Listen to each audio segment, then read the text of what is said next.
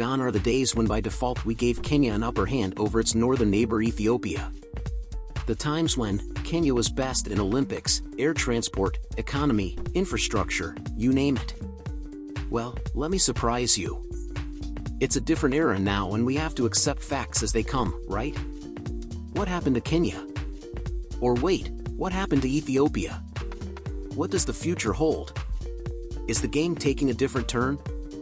Welcome to the Unravel Zone, where we provide and compare real facts. We place the bulls head-to-head. Please take a second to like and subscribe. We'll go a long way in supporting our work to bring you even more interesting African information.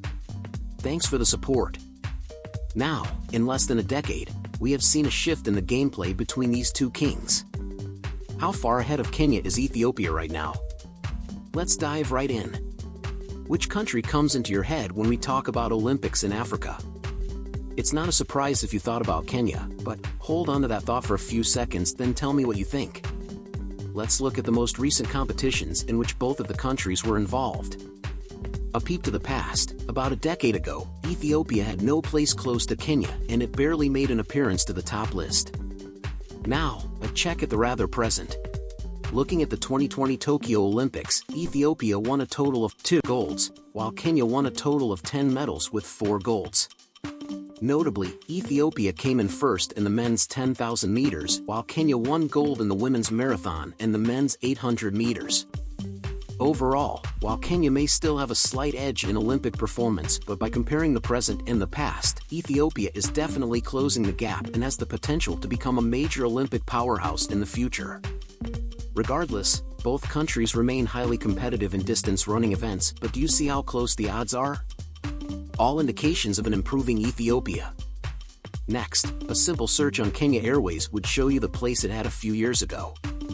You heard that right, the place it had. It is no longer the case right now. I bet another search on Ethiopian Airlines on the current date would tilt your bias onto that side. Why? Let's take a quick look at the performance of the two with the most recent data available. Revenue. Ethiopian Airlines had revenue of $4.04 billion in fiscal year 2020, while Kenya Airways had revenue of $0.39 billion in the same period. Costs. Ethiopian Airlines had operating expenses of $3.69 billion in fiscal year 2020, while Kenya Airways had operating expenses of $0.59 billion. Profits. Ethiopian Airlines reported a net loss of $429 million in fiscal year 2020, while Kenya Airways reported a net loss of $331 million. Number of planes. Ethiopian Airlines has a fleet of 128 planes as of 2021, while Kenya Airways has a fleet of 37 planes. Now that's heavy improvement, isn't it? I leave you to be the judge of that. Let's now look at the economy. Here, we will compare 2 years and see the changes. Ethiopia. GDP in 2002, $7.56 billion. GDP in 2021, $110.2 billion. Population in 2002, 68.4 million. Population in 2021, 117.8 million. Kenya. GDP in 2002, $12.5 billion. GDP in 2021, $98.4 billion. Population in 2002, 31.4 million. Population in 2021, 54.7 million.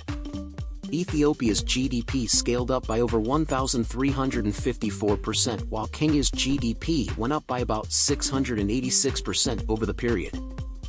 It would be hard not to notice the impressive improvement that Ethiopia has had in comparison to Kenya. These few comparisons certainly should be enough proof, and yes, both countries are growing, but a focus on Ethiopia shows an outstanding performance.